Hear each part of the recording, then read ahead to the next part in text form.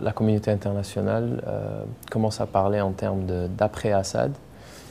Et je pense que les développements des derniers jours ont montré qu'on arrive à une conclusion pour ce conflit. Donc le fait que les batailles ont commencé à atteindre la capitale démontre bien que les choses commencent à changer en faveur de l'armée libre syrienne. Donc, tout ça joue en faveur de l'opposition syrienne qui essaye de créer ce qu'on appelle un momentum en faveur de leur mouvement. Et je pense que tout cela va jouer un rôle très important, non seulement pour la fin du conflit, mais aussi dans la transition post-Assad. Oui.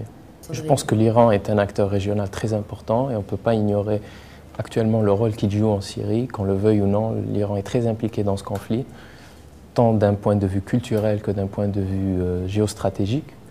Ceci dit, bon, je pense qu'il y a, parallèle à la situation qu'il y a actuellement en Syrie, la situation en Iran, le conflit, enfin on peut l'appeler comme ça, entre la communauté internationale et l'Iran, et je pense que tout cela fait partie intégrante de ce problème-là, le problème du nucléaire iranien. Donc je pense qu'il ne faudrait pas exclure l'Iran d'une quelconque solution, d'une quelconque discussion sur la Syrie, parce qu'on risque d'aliéner un pays très important dans la région qui joue un rôle, qu'on le veuille ou non, dans ce conflit, oui.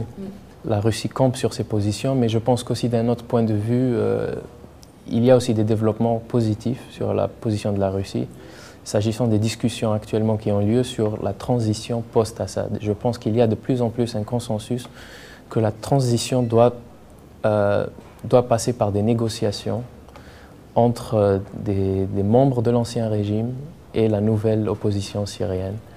Et je pense que les Russes sont impliqués dans un processus, ils le savent actuellement, qu'ils doivent changer de position s'ils veulent jouer un rôle important dans l'après-Assad, dans la Syrie d'après-Assad. Et ils le montrent de plus en plus, je pense, dans les négociations, dans les discussions, peut-être de façon discrète, c'est vrai, mais je pense qu'ils ont compris qu'il faut que, par exemple, actuellement, la transition doit passer par des négociations et c'est la seule façon pour eux, ainsi que pour Washington, de garder un rôle important dans la Syrie d'après-Assad. Oui.